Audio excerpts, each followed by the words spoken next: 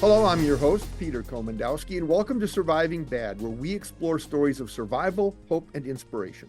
Today, we learn about MAD. Still standing strong, MAD, Mothers Against Drunk Driving, has upped its game as alcohol, marijuana, and other drugs still claim a disproportionate number of young lives. Our guests, Aaron Payton and Shannon Booth, are dedicated advocates of healthy communities and the reduction of high-risk behavior. Welcome to the show. Aaron, starting with you, tell us a little bit about MAD. Well, we're really happy to be here today, Peter. Thank you for having us. So MAD was founded in 1980 by Candace Leitner, whose 13-year-old daughter was killed by an impaired driver. And a lot of times when nonprofits are founded, they are founded by passionate people who have had something pretty bad happen to them. And, they've taken their grief and their anger and they've turned it into action. And that's what happened 43 years ago, now 44 years ago. And MAD's mission is to end impaired driving, to help fight drug driving. We help victims of crashes, and we also work to prevent underage drinking. And we're, all throughout the country, and we have staff and volunteers who kind of work tirelessly in helping us fulfill the mission. And we're super excited in Iowa because for the first time, we believe in MAD's history, we have secured a full-time staff person with this Shannon Booth. And she was hired at the end of 2023 as a program specialist. And we were able to get her through a grant from the Governor Traffic Safety Bureau. And we're super excited to have her as part of the team. Well, let's meet Shannon. Thanks, Peter and Aaron. So my name is Shannon Booth. I am Iowa's program specialist for Mothers Against Drunk Driving. My primary objective through our grant with the Governor's Traffic Safety Bureau is underage drinking prevention. So that looks like going into middle schools and high schools and talking with our youth about the dangers of alcohol use as well as other substances, and then really encouraging them not to drive when impaired or how to keep themselves safe and not ride with anybody who is impaired. I also do speak with parents and help parents learn how they can start having those conversations with their kids, because if we can start talking to our children have a higher chance of making it through those high school years and getting to the age where they can drink and have it be legal.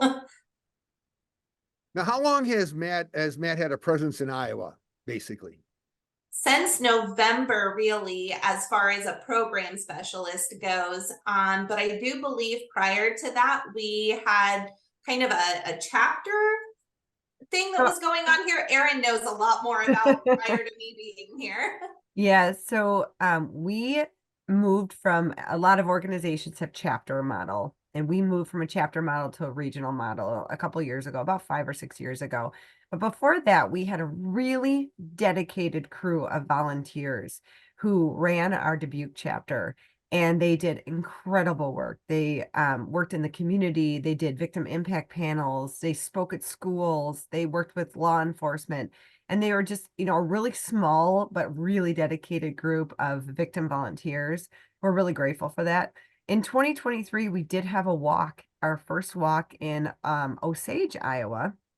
And that was founded by a woman named Dawn Cruzy, whose daughter, Maddie Cruzy, was killed in a crash when she was 16 years old.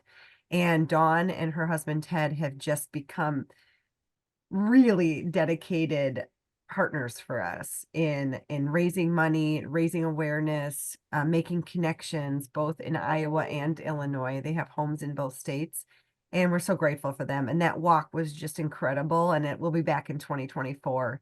So that was kind of the beginning of the growth in the state. We also recognized about 40 law enforcement officers in 2023 who dedicate their time, a lot of their time, to keeping impaired drivers off the road, because we firmly believe that when you take an impaired driver off the road, you are preventing a crash. So we want to make sure we commend the people who are doing great work in law enforcement, and they're our partners.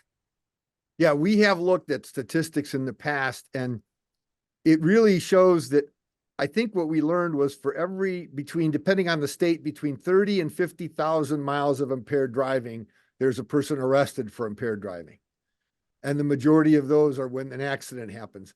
So it's very, very difficult to do anything when a driver's on the road already, because then the risk is already at its peak. So the prevention is a real key to that. Nationally, how have you seen the outcomes? I mean, how are other states? Do they have staff? Do they work with volunteers, or Well, are they seeing a lot of? I mean, what can we look forward to with Shannon here in the years to come? oh my gosh. First of all, with exactly hiring Shannon, it was the best decision I could have made in 2023 because she'll tell you more about what she's been working on, but she, in such a short time, has already made such an impact on the state. So I'll let her talk about that. But nationally, we have different states who are very deep in staff and volunteers. Florida has, 5 times as many staff as our region does, but we believe that one person can make a huge difference, and we're really excited that person is Shannon. That's fantastic. Well, we're going to take a short break and continue our conversation with Aaron and Shannon afterwards. Stay tuned. You don't want to miss this. We'll figure out how to stay mad.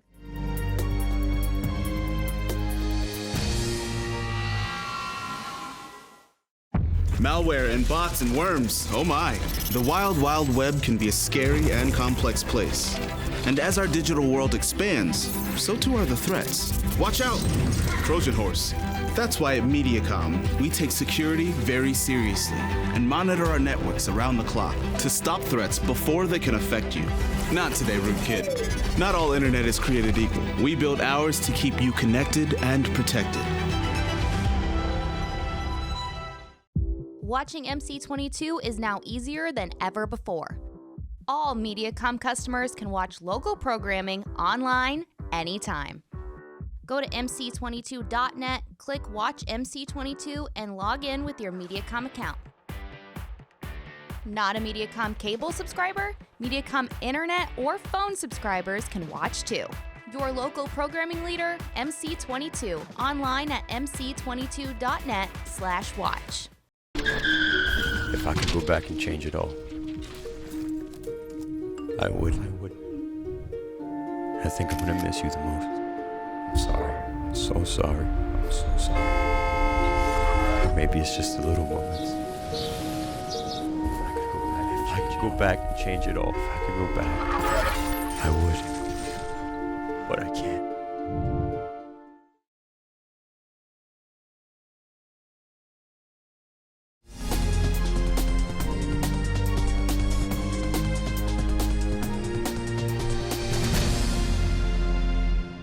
Welcome back to Surviving Bad. We're talking with Aaron and Shannon from Mothers Against Drunk Driving. There are troubling signs that there's a lot more that we can do to keep our roads and children safe. For a quick look at the numbers, let's ask Aaron and Sharon to talk about what's happening around the country and in Iowa. So I can talk nationally on how the numbers are going. And unfortunately, they're not great. Before the pandemic, so before 2020, the numbers were on a downshift, a continual downshift since MAD was founded. And then right around 2020, the numbers started going up again.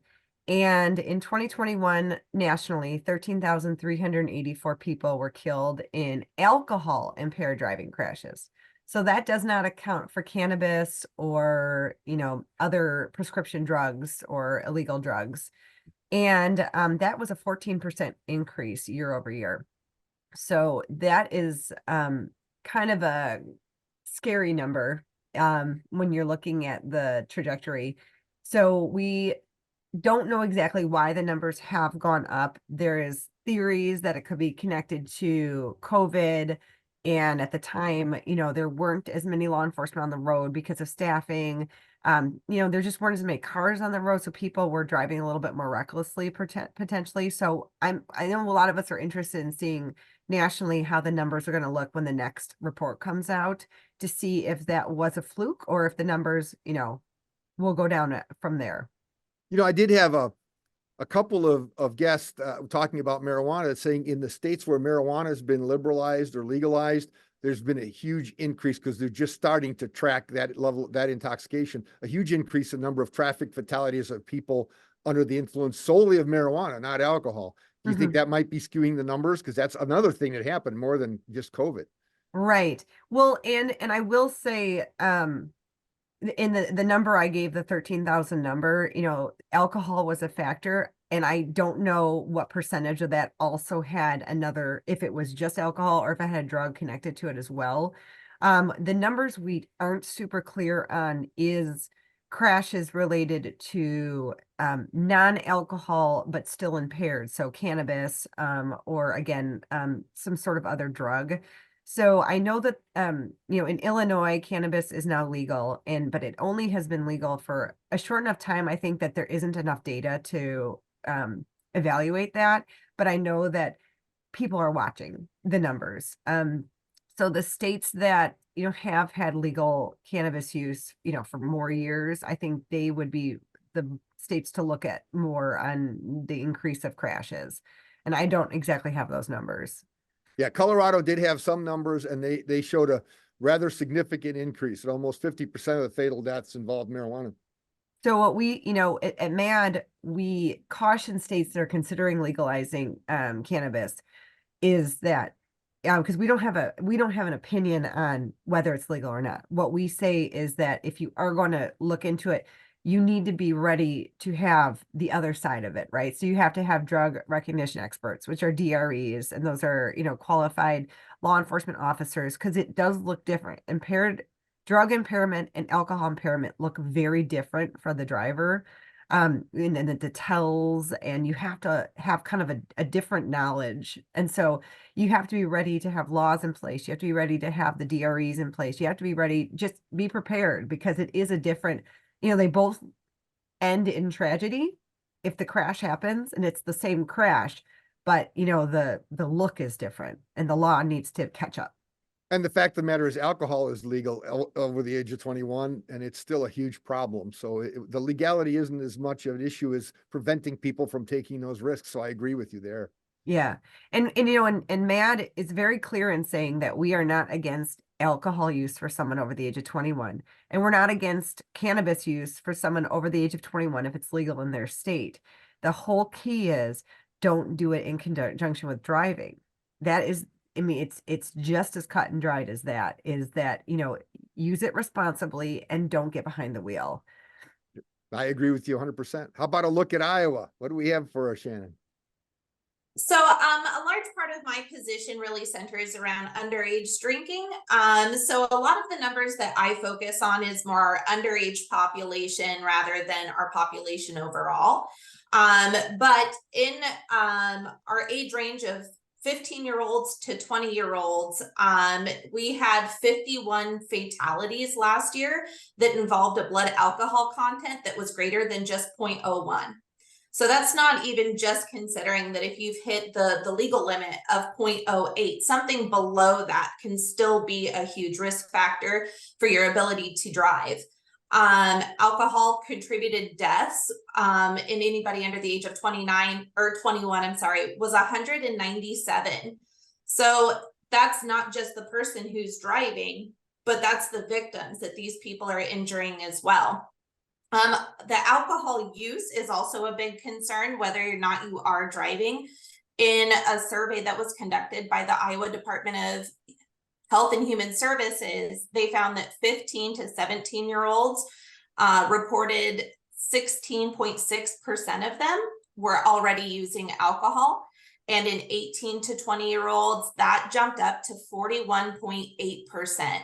So there's just a very large increase, which is the main point of really getting in front of these parents and having those conversations with them as well. And the highest fatality rates on the roads are young 21 and unders. So you Yes. add alcohol or any drugs in the mix, and that's going to skyrocket. Yes.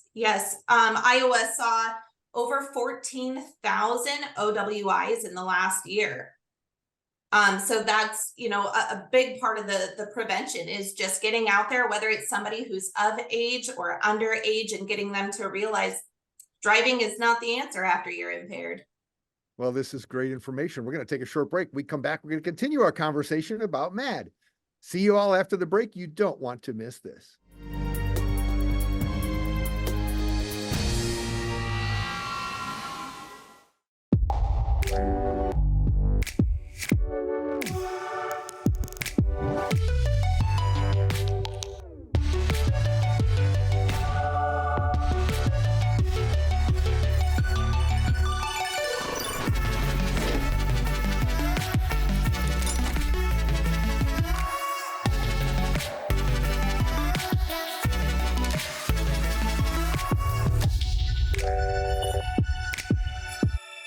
strangers.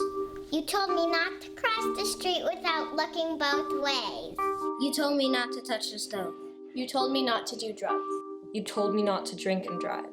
You gave me so many messages about how to stay safe. Why didn't you keep me safe by properly storing your gun?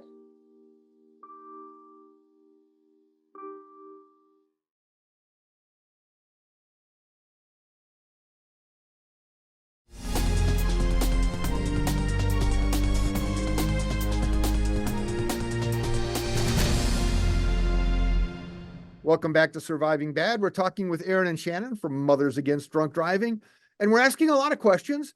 But now let's talk about some solutions. Shannon, you're doing some interesting and innovative program work here in Iowa. Tell us about some of them. Yes, so as I mentioned before, a key part of our grant here in the state of Iowa is getting into those middle schools and high schools. So contacting schools all across the state, me personally traveling throughout the state and attending these schools and hosting presentations, discussing with middle schoolers, high schoolers. We do have an elementary presentation as well, and their parents about the dangers of underage drinking and really empowering those teens to take a stand and to be that leader of their peer group, to not make that decision to drive or ride with anybody that's impaired. How about the marijuana use, which is a large segment of youth use now, as much as there is alcohol? Yes, it is. And actually, that's one of the things, times change and our name isn't going to change. We'll always be Mothers Against Drunk Driving, but we have included now cannabis and polysubstance use in with our curriculum that we're teaching and talking to students about. That also involves with the polysubstance medications. A lot of youth don't consider the fact that if they're prescribed something or if their friend is prescribed something, what that might do to their ability to drive. I can tell you that amongst adult populations, when I've been talking to people, when I ask how many people are taking prescription pain relievers like oxycodone for pain, and I ask how many of them drive, it's virtually 100%. Yeah. They do not recognize the risks. Well, in that study that I was discussing earlier from the Iowa Department of Health and Human Services, they did, and I can't remember the numbers completely on it, but they did a graph on the toxicology reports from impaired driving. And some of those included things like benzodiazepines, which is your anti-anxiety medications, all the way down to antidepressants. Yeah, there's a wide range of drugs that can impair your driving capability. And like anything else, if you're going to be taking drugs and medicines, you need to talk to your doctor about what the risks are. Now, let me ask you another question. How is your response from kids when you bring up the marijuana thing? Because, a lot of them feel pretty entitled to this kind of stuff. So I think I can answer this one because I've been doing these Okay. programs a little bit longer. We are pretty clear when we ask about this. And again, I'm in Illinois where it is legal, so it's interesting. And the response is, it's coy. So you get the kind of that, you're dealing with 15 to 18-year-olds. You're kind of already going to have, a certain attitude, which is to be expected. But they don't believe it. It is an impairment. And so I end up telling a story about something that happened in the Chicagoland area about a high school student who was high on cannabis, and he was driving 3 of his friends around, and he was impaired, and he ran into a school bus full of kids, and at the last minute swerved, and he hit the school bus. The kids in the school bus were okay. I'm sure they're emotionally hurt, but he killed 2 of his passengers. And, that I think brings it home. I think when you give real life stories, and that's what MAD uses, storytelling, a lot of times to connect with audiences. So we use that in our Power of Youth and Power of Parents and Power of Me as well. And that those connections make people realize it can happen to me. It can happen to anybody in my family, a loved one. And the other thing I want to add about the programs is we really do talk about, we like to use data. Everything we talk about is data based. So we talk about the fact that your body is not fully formed until you're in your mid-20s. And that is why we're asking people in high school and underage not to drink or use drugs until their bodies are fully formed, because all of the impact is so heightened on a younger body, and it affects your brain and your organs so differently than it does a fully formed adult's body. And so that is kind of really part of it. And then also the other thing we talk about is that when you're first getting your driver's license, you are not an expert driver. We've all been there. We all remember when we turned 16 or 17 or however old the age is, and your reflexes aren't there yet. Your instincts aren't there yet. So when you're combining alcohol on not a fully formed body plus not an expert driver, it's not a good recipe for safety. Yeah, we pretty much know that the lower the age of the driver, the higher the death rate and fatality rate in accidents, and the more young people in the car with them. As you add 2, 3, or 4 people in the car, the risks go up. So those risk factors are so important. We got a little bit time left in this segment. How is the response with parents on this stuff for you? I think parents are extremely, extremely open to it, especially again, when you start to throw in the data with that. In 2021, out of the third graders that were surveyed, 27% of third graders thought that there was no risk in smoking cannabis more than once a week. And so I think when you have that conversation with their parents about what their third graders may be thinking, it really does encourage them to start having those conversations. What kids pick up on TV and what they see in those situations form what it is that their beliefs are, unless we as parents are sitting down and having those talks. I think it opens them up quite a bit more. Now, in the few seconds we have left, I would bet that the vast majority of those kids really understand that alcohol is high risk.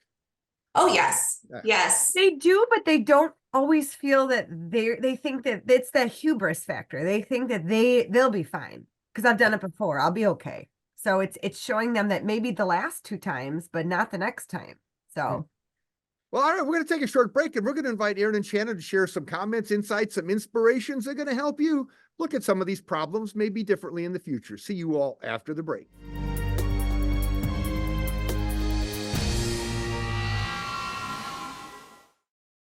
Watching MC22 is now easier than ever before.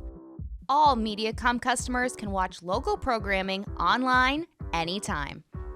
Go to mc22.net, click Watch MC22, and log in with your MediaCom account. Not a MediaCom cable subscriber? MediaCom internet or phone subscribers can watch too. Your local programming leader, MC22, online at mc22.net/watch. I don't remember how it started. Go to bed. Oh boy. Our back and forth. It always came back. Dad! You probably don't remember what you told me, That was perfect. but I heard every word.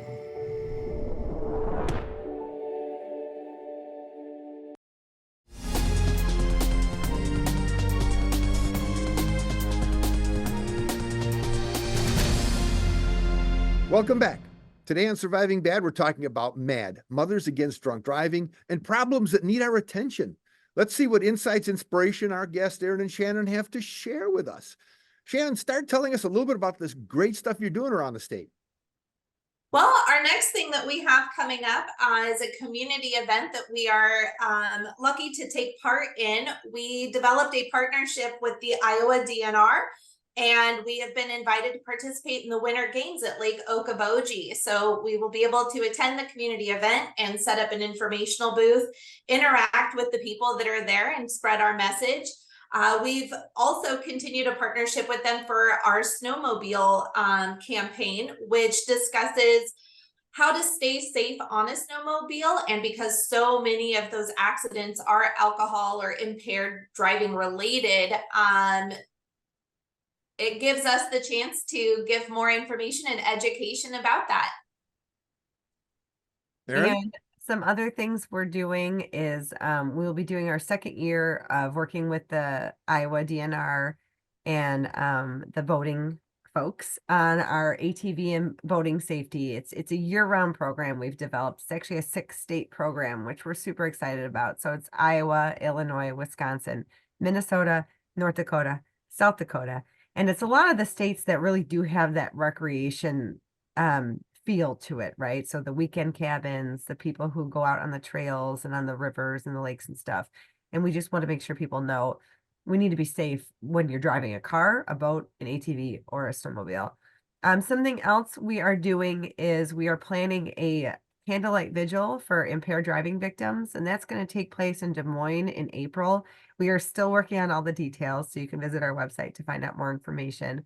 And we are also going to start planning our 2024 Walk Like Mad Osage. Will be another great event. What's beautiful about these walks is it's a chance for a community of, we always say it's a group of people that never wanted to meet because they never wanted to be in this situation to have this tragedy happen to them or their loved ones. But there's an instant connection because they have already gone through the worst thing that can possibly happen. And they understand each other. And it's a beautiful way to remember your loved one, raise money for BAD for us to do our programs and services, and also just be around a community that gets them, that they don't have to put on a brave face. And they friendships are formed out of it. And, it continues on. Our victim services team works with victims of impaired driving crashes. We always say from start to forever. So, immediately after the crash, we help with the court situation if there is a court case, victim impact statements. We help with pretty much everything. And then there's just that, again, forever, because it doesn't ever go away. So we have online support groups. Our victim services team is top notch. And this is just another way to kind of support the community. So we are really excited. We've got other things, kind of Shannon and I are kind of always discussing great ideas. So give us a couple months and you're going to see some other amazing things we're doing. And we will, of course, be honoring law enforcement again in 2024. So if you are a law enforcement officer, reach out to us about how to get nominated. That's fantastic. I really thank you for sharing this information, because I don't think people realize that preventable fatalities leave many, many more victims than the ones of the accident, the family members, the children, and everything else. And you're from start to finish, staying in touch with people's lives is so important, and the prevention work you do. So thank you very much, Erin, for sharing. Shannon, welcome to Iowa. We wish you well, and we'll stay in touch with you. And thank you all for joining us and watching us today. Check out our website at healthyiowa.org and keep your eye on MediaCom MC22 for our next episode of Surviving Bad, where we explore stories of survival, hope, and inspiration. On MediaCom MC22, your local programming leader.